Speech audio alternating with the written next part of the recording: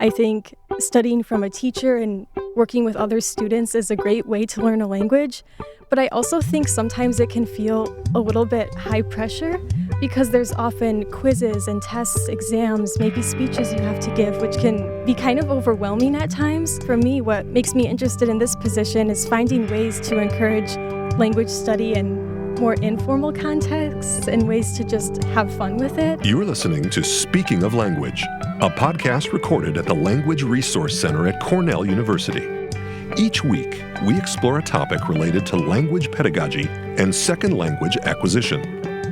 This week, on Speaking of Language, we meet Hilary Yarger, the newest member of the team here at the Cornell University Language Resource Center. We discuss what drew her to the LRC and what she hopes to accomplish as our engagement and outreach coordinator. Welcome to a new episode of Speaking of Language. I'm Angelica Kramer, the director of the Language Resource Center at Cornell University. And I'm Sam Lupowitz, the LRC's media manager. We have a very special guest on the podcast today. Our LRC team has a new member. Woohoo! Yay! Hilary Yarger is the new engagement and outreach coordinator here, and we are excited to introduce her to the world. Welcome to Speaking of Language, Hilary. And welcome to the LRC. Thank you. Thank you. So we always like to start our podcast by asking our guest about their background and experience with languages and language learning. What does that look like for you? Yeah, for me, my background in language stretches across quite a few years, really. I think for me, it especially began when I left high school. So my academic background is a little bit strange in that I actually only went to high school for 2 years, and then I left to go to early college at Bard College at Simon's Rock. And there I studied quite a few different languages, and a lot of that was motivated by meeting so many international students from countries from all over the world. So I took Latin for a little bit. I took Chinese for a few years and even a little bit of Japanese. Okay. And yeah, I really enjoyed just having the experience of being able to become exposed to so many other cultures and languages. Yeah. So that's really when it began. And then most recently, I've been a graduate student at University of Chicago, and I recently graduated from the Master of Arts program in the humanities. And there I focused mostly on Chinese language in my studies. So yeah, language really has been a major part of my academic background overall. That's what we like to hear, and that's why you are the perfect fit for our team, among many other reasons, of course. Of course. Hilary, can you tell us a little bit more about your MA thesis or your BA thesis, whichever you prefer to talk about, or maybe you want to talk about both of them? Maybe a little bit about both, I guess. Well, first off, I should probably say that I've always been kind of an interdisciplinary learner, and that along with languages and cultures, I've also done a lot of studies in electronic arts, multimedia arts, and that sort of thing. So both of my thesis projects were kind of a combination between East Asian studies, but also electronic arts. I also composed electronic music. Very cool. Within my projects. My BA thesis was on Japanese aesthetics. So a lot of that was looking at various traditional arts in Japan academically, but also creating my own video and electronic music. And I also, at that time, started learning how to play the koto, which is a traditional Japanese instrument. Nice, yeah. So I was really able to record a little bit of music that way on the koto and to include in the electronic music for my project.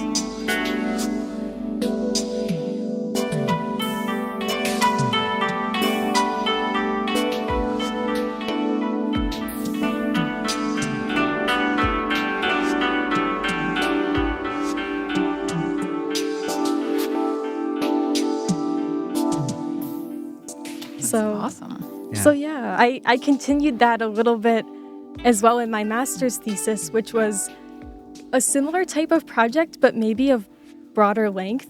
In terms of the video, I composed, I guess, like a full album of electronic music, and also included some koto recording in that way. We have a long history of blending music and video and language learning at the LRC here. So it's really exciting that you are bringing experience in that realm in with you. We're very happy about that. I know I am. So what got you most excited about working here with us at the LRC?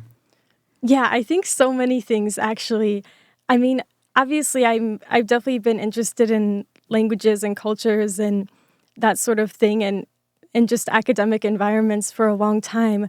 So that was definitely a major component. But I think another huge thing is just trying to find creative ways of making students excited about language learning.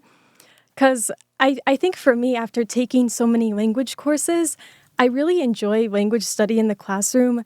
I think studying from a teacher and working with other students is a great way to learn a language.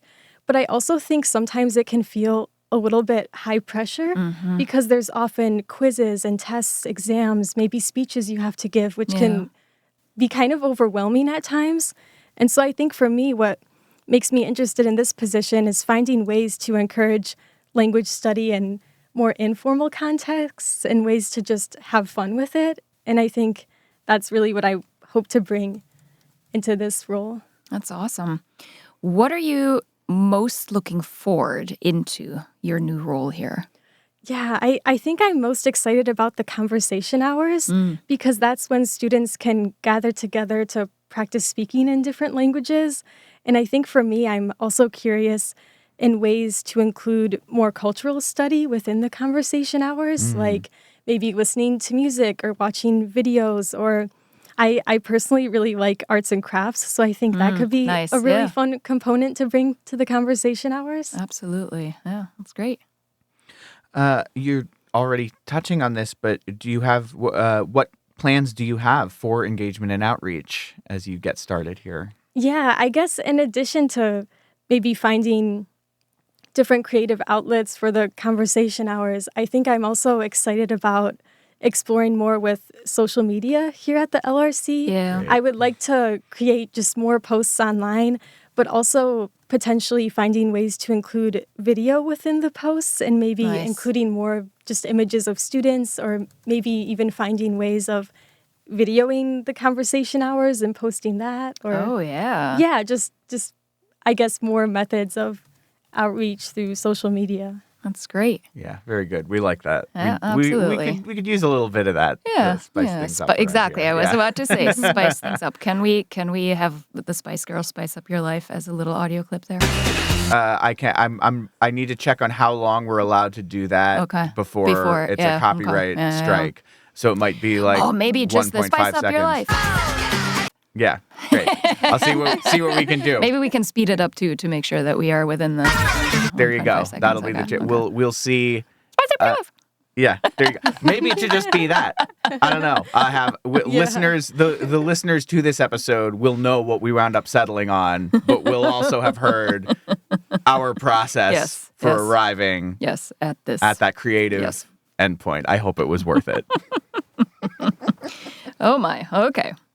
Well, Hilary, thinking about studying languages and maybe your own experiences as a language learner, what suggestions or tips do you have for language learners here at Cornell?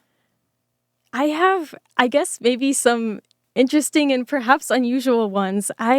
This is kind of silly, but one of my favorite things to do is watch children's shows in different languages. I love that YouTube or just other online resources have a variety of videos in other languages, and I really like using that as a way to just practice my listening skills. That's great. And I think that can be helpful too for learners that maybe don't have a ton of experience with the language, because a lot of times like TV shows or dramas have more complex vocabulary or maybe very specific terms, and that can be just really hard to engage with, whereas a lot of children's shows have exactly the opposite, very simple words, simple grammar that makes it just more accessible. And I think lots that of can repetition too, right? Yes, repetition for sure. Huh, nice. Makes sense.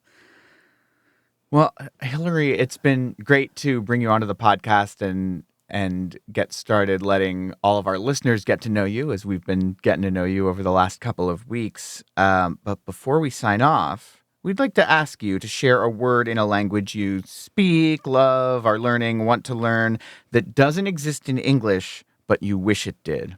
What's your word? That's a very good question. I think for this question, I would actually have to choose a word in Japanese, even though maybe I've done more study in Chinese.